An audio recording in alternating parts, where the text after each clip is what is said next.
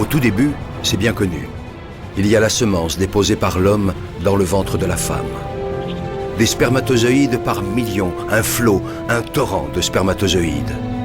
Tous vont mourir, tous, sauf un. Pour eux, les messagers de la vie, c'est le début d'une véritable course au trésor, d'un sprint éperdu de plusieurs heures vers un rendez-vous galant, avec au bout, peut-être, la récompense due au vainqueur et une fabuleuse promesse de vie.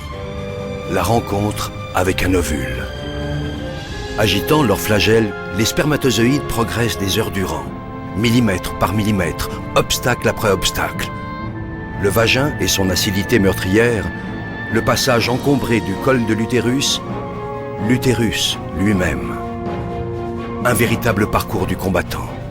Les plus fragiles, les mal formés et les traînards capitulent. D'autres restent piégés ou s'égarent en chemin. Là se présentent deux tunnels différents, deux voies possibles.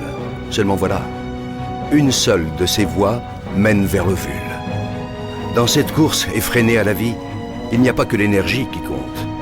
Le hasard et la chance ont eux aussi leur mot à dire. De puissants courants freinent leur navigation. Des vagues font onduler un tapis de cils qui contrarie leur progression.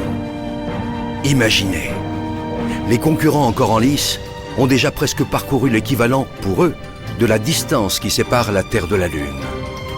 Et pourtant, l'irrépressible force de la vie les pousse sans cesse vers l'avant.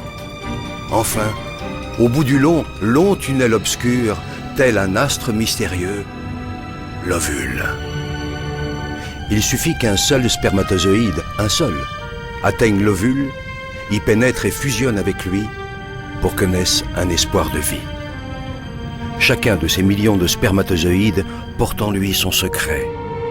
C'est à ce moment-là que se joue la loterie de l'existence. Ils ne sont désormais qu'une centaine à explorer la surface de l'ovule. Quelques-uns seulement parviennent à se faufiler jusqu'à la capsule, formidable armure protectrice. Dernière agitation, ultime frénésie, soudain l'un d'entre eux finit par trouver la voie. Ça y est, c'est lui, le seul, l'unique. Aussitôt percé, la carapace durcit et les autres spermatozoïdes se heurtent à une barrière infranchissable. Pour eux, le voyage est terminé. Si près du but.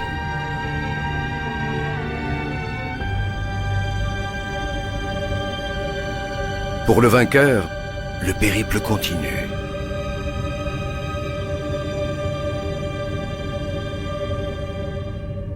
Il perd son flagelle, devenu inutile, et libère son trésor. Le patrimoine génétique de Manu s'unit à celui de Barbara. De cette union va naître une cellule unique au monde. Rêve d'amour, fruit du désir et déjà esquisse de vie. Un œuf. Dès cette seconde, tout est déjà écrit, ou presque. Et puis le processus s'accélère.